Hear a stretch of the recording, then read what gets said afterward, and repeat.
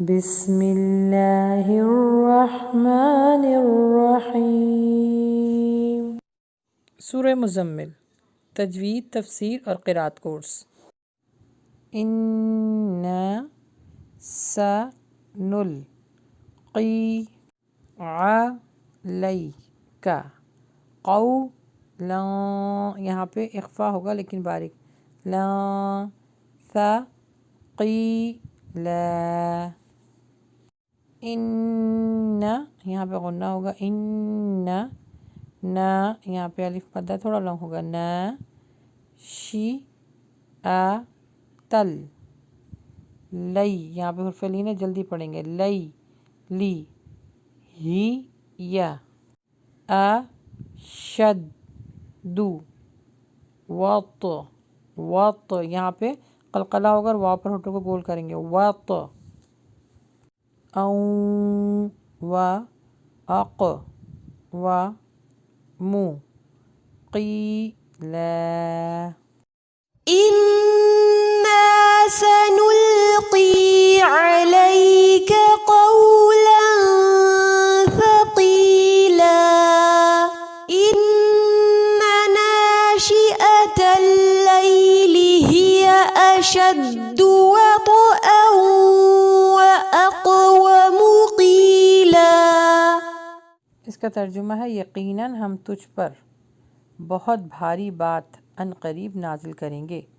اچھا، اس آیت میں اب اللہ سبحانہ تعالیٰ نبی صلی اللہ علیہ وسلم کو تہجد کی نماز کے بارے میں بتانا چاہ رہے ہیں، اور بھاری بات کا مطلب یہ کہ یہاں پہ قرآن مجید کے بارے میں بات ہو رہی کہ نماز تو ویسے انسان پڑھتا ہے، لیکن رات کو اٹھ کر نماز پڑھنا اور پھر اس میں قرآن مجید کی تلاوت کرنا، اور وہ بھی لمبے لمبے رکوع اور لمبی لمبی صورتوں کے ساتھ، تو اس کے بارے میں اللہ تعالیٰ پہلے سے ان کو متنبع کر رہے ہیں کہ ہم تمہارے اوپر بھاری ذمہ داری اتار رہے ہیں رات کے پہر میں۔ اچھا، اللہ کے نبی صلی اللہ علیہ وسلم کے اوپر تو جو تہجد کی نماز فرض تھی، ہمارے اوپر فرض نہیں ہے، ہم ان کی اتباع میں پڑھتے ہیں، لیکن اس کی فضیلت اتنی زیادہ ہے تو اس میں حکم یہ بھی ہے کہ اگر امت اس کو پڑھے گی تو اجر پائے گی۔ اس آیت کا مطلب یہ بھی ہے کہ تم کو رات کو نماز کا یہ حکم اس لیے دیا جا رہا ہے، یعنی اللہ سبحانہ تعالیٰ نبی صلی اللہ علیہ وسلم سے فرما رہے ہیں کہ تم کو رات کی نماز کا یہ حکم اس لیے دیا جا رہا ہے کہ ایک بھاری کلام ہم تم پر نازل کر رہے ہیں، جس کا بار اٹھانے کے لیے تم پر اس کے تحمل کی طاقت پیدا ہونا ضروری ہے، اور یہ طاقت تمہیں اس لیے حاصل ہو سکتی ہے کہ راتوں کو اپنے آرام چھوڑ کر نماز کے لیے اٹھو اور آدھی آدھی رات یا کچھ کم اور زیادہ حصہ عبادت میں گزارو۔ قرآن کو بھاری کلام اس بنا پر بھی کہا گیا ہے کہ اس کے احکامات پر عمل کرنا آسان نہیں، یعنی اس کی تعلیمات کا نمونہ بن کر دکھانا، کیونکہ نبی صلی اللہ علیہ وآلہ وسلم تو چلتا پھرتا قرآن تھے، تو ان کے اوپر تو یہ ذمہ داری بہت زیادہ تھی،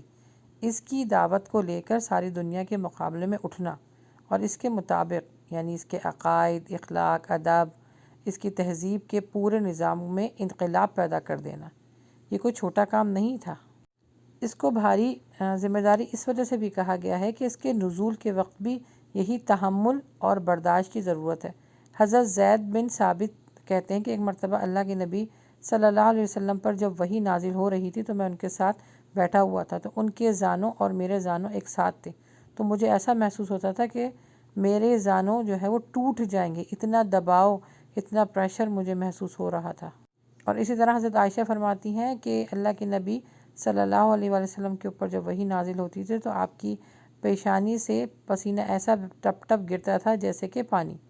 اور ایک اور انہوں نے روایت کی ہے کہ ایک دفعہ اونٹنی پہ بیٹھے تھے اور وحی نازل ہوئی تو اونٹنی کا سینہ زمین کو جا لگا، اتنی زیادہ بھاری ذمہ داری کے ساتھ وحی آتی تھی،